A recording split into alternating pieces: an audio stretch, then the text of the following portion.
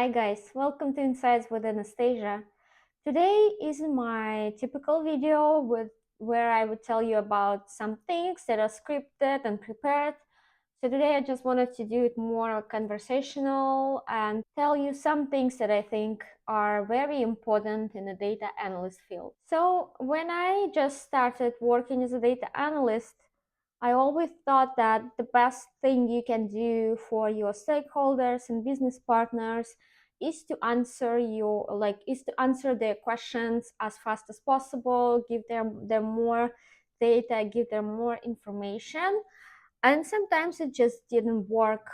I would provide report, I would provide insights, but it just didn't make sense for the stakeholders. I would have to go back and do more research, explore more data, and that would be very frustrating for me because I wanted to help, I wanted to be productive and efficient, but sometimes it just didn't work that way. So now, as I already have like a 5 years experience in data analytics, I'm thinking, what are the things that I am now doing and I didn't do before, and what I can share with you guys so you can probably start doing them faster and accelerate your career in data analytics. So the thing that is super important for a data analyst, new or seasoned, is the ability to ask questions.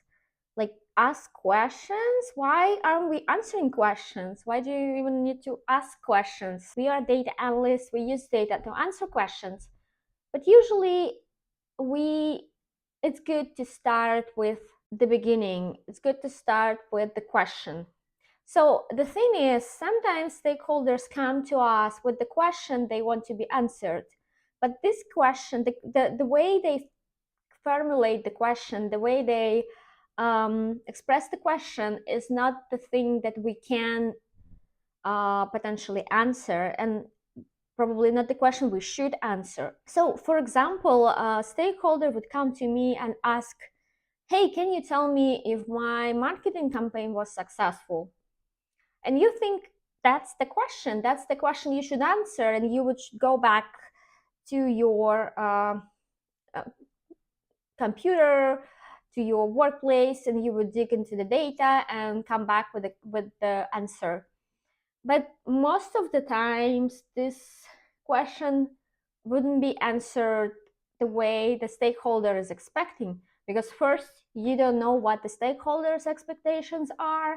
They want to know what the campaign performance was, but how are they going to understand if it was successful or not? So first of all, when you hear something as broad as this question that I mentioned, like, what was my campaign successful, this is the indicator for you that you should start asking your questions, and you should start helping a stakeholder understand their question so you can do a better job to answer this question. So for example, in this case, if they're asking if my campaign was successful or not, you should kind of have a very broad conversation with this person, asking them, hey, so how would you know if this campaign was successful? Are you expecting increase in sales? Are you expecting increase in website traffic? Or are you expecting something else? So this is very important questions, because answering this campaign success performance question, you can use a different route. You can go use sales data and look at the sales and say, hey, we saw 5% increase in sales during the campaign flight. Or, for example, you can go to Google Analytics and look at the traffic data and say, hey, we saw 20% increase in traffic overall coming from paid media channels during this campaign. Or maybe it can be something else. For example, they're asking, is the overall awareness increased after the campaign? And then you should probably get to the external partners like Kantar or, I don't know, Nielsen, other resources that can provide you with some researchers on how awareness is fluctuating for your brand. And then, for example, a couple months after the campaign, you can tell your stakeholder, hey, we saw actually increase in awareness, or we saw some increase in household penetration, and that's probably the result of the campaign. Again, you can't tell if this is a direct effect. This is only the correlation, and as we all know, correlation doesn't mean causation, and we cannot for sure tell them that this is the result of the campaign. But we can tell a story, we can make an assumption that this is the result of the campaign, and we can explicitly say that, hey, we don't have like direct connection, but we see some changes here and there, and this is potentially this is potentially the result of the campaign. All right, guys, I need to work a little bit now, so we're gonna take a break. So now that you are figure out the question you will be answering for your stakeholders, it's also good to ask a couple of more questions about the report, about the way how you present the data. So another important thing is the deadline. You need to know how much time do you have for this report. And again, this is also important for you to know the deadline beforehand, so you can explain, you can align on expectations. For example, if you have 2 weeks of time to prepare the report, you can do your best and compile a very nice report with the charts and graphs and pictures. But for example, if you have like 2 days to present the data, you should communicate to your stakeholder that this is going to be looking like an Excel spreadsheet with some of the highlights and key takeaways that you can provide like in this short time frame.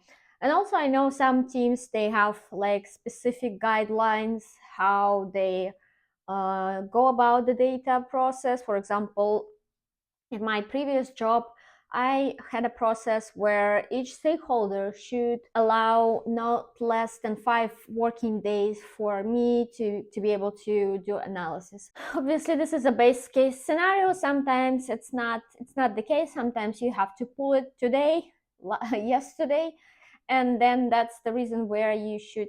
That's the reason why you should align with the stakeholders during this first meeting, initial discussion. And again, now that you are discussing how your report should look like, the question you should also ask is, what is the best way for them to have the report? So for example, I also work with the stakeholders, with the very formal stakeholders who like to have their report in PowerPoints with the, again, graphs and charts and all the beauty. That takes a lot of time to work on, unfortunately, but that's their that's the requirements for their report, and you should respect that. But sometimes also people want something quickly. They just want to know the answer. They don't need charts and graphs. Maybe they be fine with the Excel spreadsheet analysis and maybe email with a couple of takeaways. So you should always ask, what are the expectations on the form of the report? What do they want to see? Do they want to see it like in a more visual way, or they just want to answer so they can kind of go ahead and maybe include this information into their report, or maybe make some decisions based on the results. So now that we know what we're doing, what our goals, what our deadline is, what is the format we're gonna prepare this report, we also need to make sure we are including right people to the distribution list when we share our report.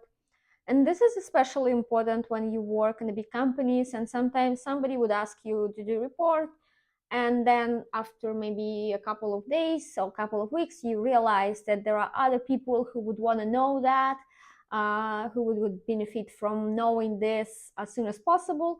So when you talk to your stakeholders, please ask them if there are any other people that would benefit from seeing that report, and I'm sure there will be. Also, don't forget to include your line manager to the report.